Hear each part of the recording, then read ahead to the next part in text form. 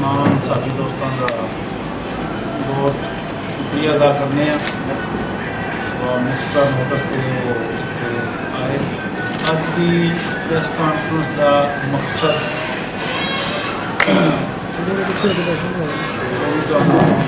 दस देने गल मैं पंजाबी की करा गल उर्दू वाला काम मेरा औखा हो गया।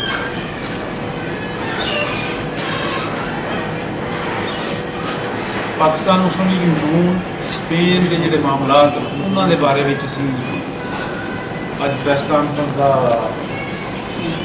जो बंदोबस्त किया है। अज तो कुछ अर्सा पहले पाकिस्तान मुस्लिम लीग नून के जोड़े इजलास होए सन उन्होंने कमेटी बनाई गई सी। 3 रुकनी कमेटी सी। उस कमेटी में चौधरी कमर साहब, अकरम गिल साहब, अकरम गुजर साहब जेडे कि 3 ग्रुपों की नुमाइंदगी कर रहे थे। 6 इजलास करने के बाद कमेटी का एक फैसला यह आया वा जिस भी बंदे नोटिफिकेशन पाकिस्तान तो मुस्लिम नून की मर्जी क्यादत देगी उन्होंने सदर मान लिया जाएगा। उस तो बाद जेडे 2 ग्रुप सन मंजूर हुसैन शमस ग्रुप तो चौधरी अफजाल ग्रुप ये अपने आप को ग्रुप गिनते सन और है भी सन। इन्होंने 2 सदूर पाकिस्तान जाके अपनी पूरी कोशिश के बावजूद नाकाम वापस आए। इन्होंने दोवां बंदियां नूं पाकिस्तान तो नोटिफिकेशन नहीं मिल सका जिसकी सब तो बड़ी वजह यह है बस साडे पाकिस्तान नून लीग की तमाम तंजीमां जड़ियाँ वो बाड़ियाँ तोड़ दी गई तंजीमें नो हो रही है जनाब। जिसले पाकिस्तान बाड़ियाँ खत्म न तो मैं नहीं समझा वा यूरोप दी बाड़ियाँ बरकरार रखिया जा। मुख्तर मैं कराँगा वो सारे मामलात को देखने के बाद कमेटी इस नतीजे पर पहुंची सी किसी भी ऐसे शख्स को मुस्लिम लीग नून का कायम मकाम सदर बना दिता जाए कि जिन्नी देर तक कोई भी बंदा नोटिफिकेशन लैके आए वो जमात के मामलात को चलाए। उहदे वास्ते सब तो पहले असां 3 बंदियां ने मुशावरत की जेडे इस कमेटी के सन। मैं कमेटी का रुकन उस वेले बनया सा जिले साडे सीनियर नायब सदर अकरम गिल साहब इंग्लैंड चले गए। मैं MIO की नुमाइंदगी करते हैं कमेटी का रुकन। कमर साहब सन जेडे ये मंजूर हुसैन शमस ग्रुप की तरफों कमेटी के रुकन सन। अकरम गुजर साहब अफजाल ग्रुप की तरफों कमेटी के रुकन सन। असां 3 बंदियां ने मुशावरत की सी और उस मुशावरत के बाद असां ने इन्हां 3 ग्रुपों नाल राबता किया।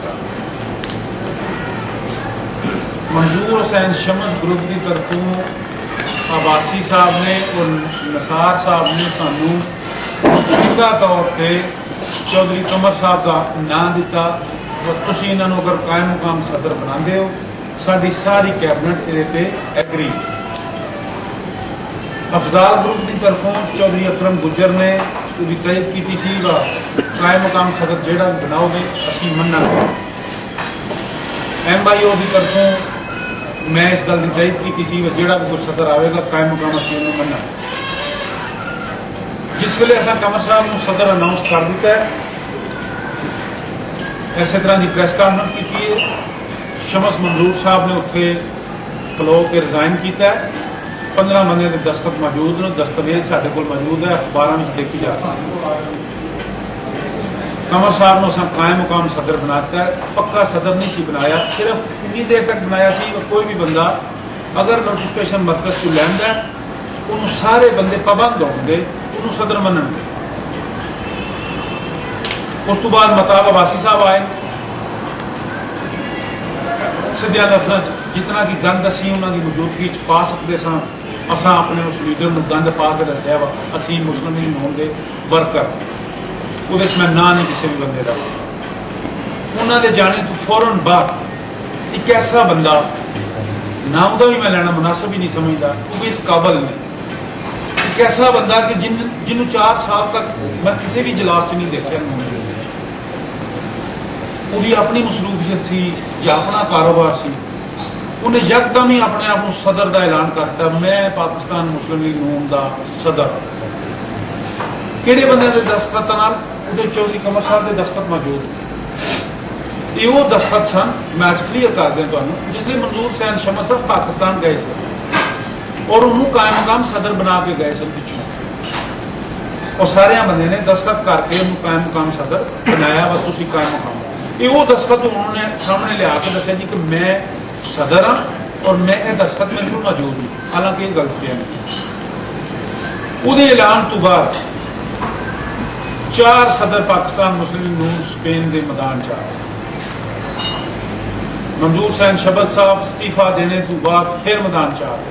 उन्होंने कहा मुस्लिम लीग नून मेरी बहुत ज़्यादा जरूरत है, इस वक्त हालात बहुत खराब है, ये मैदान च आ गए। कमर साहब ऑलरेडी मौजूद, इन्हों की नामजदगी की वजह न इन्होंने खुद नामजद किया, खुद रिजाइन किया और इन्होंने नामजद किया। मुजम्मल बाजवा खुद इन्हों नामजद करता पाया, तईद करता पाया और फिर अपने आप को ही सदर गिनता पाया। अफजाल अपनी थां ते मौजूद है। 4 सदर मौजूद मुस्लिम लीग नून के इस वेले इत्थे चल रहे। जो भी हो रहा है तुहाडे दोस्तों के सामने है। कोड़ा बंदा मुस्लिम लीग नून के टुकड़े करना चाहता है, केड़ा इनू इस तरह तकसीम करना चाहता है। मैनू इस गल की समझ नहीं रलती।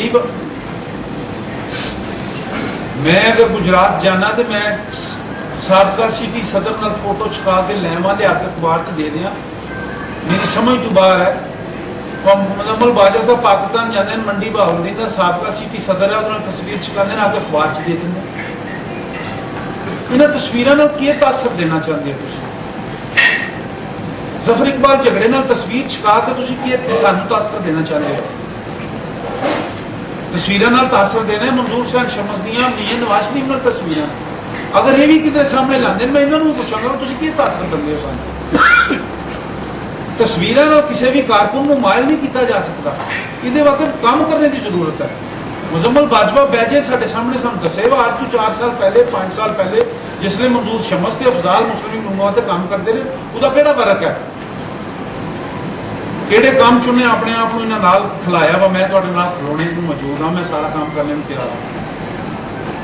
और जिन्हों ताकतों के कहने ते वो ये सारा कुछ कर रहा है, सानू मौजूद है, सानू इस गल का पता है, सानू इलम है।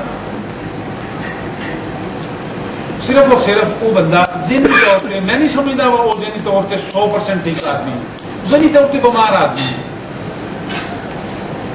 किसी भी प्रोग्राम किसी भी महफल कई ऐसे प्रोग्राम होंगे, कई ऐसी महफल होंगे जिथे मैं नहीं पहुंच सकता, मेरे दोस्त बैठे मैंने उन्होंने चले जाओ। और जिस दिन का मुजम्मल हुसैन बाजवे ने अपने आप को सदर का ऐलान किया, बार्सिलोना की कोई मीटिंग कोई महफल उन्हें नहीं छड़ी, अखबार सबूत मौजूद, क्योंकि उन्होंने शौक है। शौक मनु ही है, मैं चिट्टी शर्ट पाई है, मैं शौक है मेरी गल तस्वीर अखबार च रखूंगा, पर जितना कि शौक उन्होंने पैदा हो गया मेरी समझ तो बाहर। और मैं उन मुख्तर करके सारे मामला देखने के बाद कमर साहब ने साढ़े हर फैसले की तय की। बुजुर्ग शरीफ आदमी सरपरस्त आला रहे, मुस्लिम लीग नून वास्ते इन्हों का किरदार इंतहाई अच्छा रहा, मुस्बत रहा। पर जो कुछ हूँ इतने बार्सिलोना की सियासत शुरू हो गई, वो मैं क्योंकि मैं समझना इस वे कमेटी का एक ही बंदा मैं रह गया, बाकी नस गेंद होए। अकरम गुजर साहब रिजाइन करके मुस्लिम लीग नून ही छड़ गए। तीसरे बंदे ये सन, वो अपना फैसला करके अपने ते लागू नहीं कर सकते। मैं इस वे यही सिर्फ कर सकना, असा जो फैसला किया कमर साहब को सदर बनाने वाला जो गंद हूँ पे है, इस गंद चो असी इन्हों वापस करने असी इन्हों जिस तरह के मुस्लिम लीग नून के वर्कर सन, कारकुन सन, मियाँ साहब नाल प्यार करने वाले सन, ये उस तरह ही अपनी खिदमत अंजाम देंगे। जोड़ा इन्हों का सदर का असा फैसला किया, कम से कम मैं कमेटी का रुकन होंदे आया उस फैसले को बिट रख। मंजूर हुसैन शमस साहब उस वेले साडे इस फैसले की तयद की थी, बड़ी अच्छी बात है। बाद इन्हों किहड़ी ताकत आके लड़ी है, बाद इन्हों की होया ये मैदान च आ गए, पर उसके बावजूद सानू इन्हें सदारत दी सी, असी ये सदारत इन्होंने हवाले कर। मेरे अंदाजे के मुताबिक अगर मुस्लिम लीग नून बाथरूम च है कि मंजूर शमस के नाम तो है तो चौधरी अफजाल के नाम, उस तो इलावा अगर कोई भी ग्रुप अपने आप को आखद है, और मैं वाजिया कर दिया असा गल की है, असी उहदे कायम हाँ, मैं कायम हाँ, कमर साहब कायम ना, अब्बासी साहब कायम ना, मेरे साथी कायम, जेड़ा भी बंदा नोटिफिकेशन लियावेगा असी उहदे नाल हाँ। पर अगर मुजम्मल हुसैन बाजवा नोटिफिकेशन लिया उसके बावजूद उन्होंने सदर नहीं मनांगे, उसके खिलाफ भरपूर मजामत करेंगे, उसके खिलाफ भरपूर ग्रुप इतने पैदा करेंगे। क्यों कि वो मुस्लिम नून की खिदमत नहीं कर रहा, वो सियासत कर रहा हूँ। जिस तरह की सियासत की बुनियाद उन्हें हूँ डाली है, असी इंशाअल्लाह उसका भरपूर जवाब दें।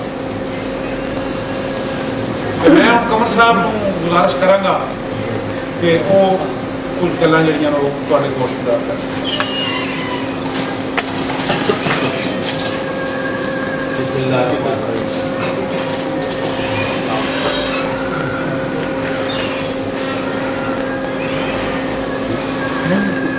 मैं इस चीज़ का कहेगा कि जोड़ा आदमी बासलाहियत या काबिलियत का अमल है, जोड़ा नून लीग के प्लेटफार्म अगे लैके चल सकता है, उससे मैं पीछे चलना जा रहा हूँ। अल्लाह ताला का हुक्म ही है कि जिस आदमी मैं इज्जत दें इज्जत करो। बाकी शमस साहब जिस तरह भगत साहब याद किया है दोबारा तो इन्हों का काम है कि भी अपने आप जी कमजोरी है उन्होंने दूर कर। प्रेजिडेंट होने वास्ते दो तीन चीज़ें मेरे लिहाज वो बहुत जरूरी ने। एक तो एक आदमी काबल बासलाहियत होना, खुद कबील होना, सिंसियर होना, फिर कुछ वक्त भी देना भी बहुत बहुत ज़रूरी है। एक आदमी अगर सिर्फ घर का नाम लैके अपने गल जार पाना चाहता है और समाज और सियासत वास्ते खुद नहीं कर सकता, तो मेरा ख्याल है कोई भी साढ़े जो है उसको इस सीट से आने का हक हासिल नहीं है। क्योंकि दूसरी गल है कि किस तरीके को बंदा रोशनी पा सकता है कि साढ़े मुल्क की जी सियासत चल रही है या जी साड़ी प्रदर्शन ने पार्टियां ने छुट्टियां ने, किसी का मतलब है कि कोई रोशन पहलू है नहीं जिससे बंदा को पक्की शुरू कर सके कि असी समाजी लिहाज का, सियासी लिहाज का, जाति लिहाज का, पक्की लिहाज का अभी जी तलाक को अगे आ या जी कोई चीज़ ऐसा ने सियासी लिहाज का, समाजी लिहाज का इंडिया को नहीं है साढ़े को है या सदैन को मौजूद नहीं है साढ़े को है, असी कोई ऐसा रोशन पहलू है जिससे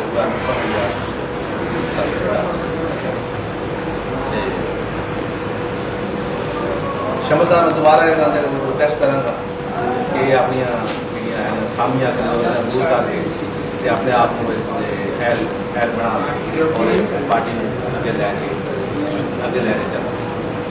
बाकी ऐसे ही साढ़ा काम है कि जोड़ा आदमी इस काबल है उसकी इज्जत करनी, उसके सिर से पगड़ी रखनी, ना कि उसकी पगड़ी उछालनी, उसमें यदि कि इनकरेज करना न कि डिस्करेज करना।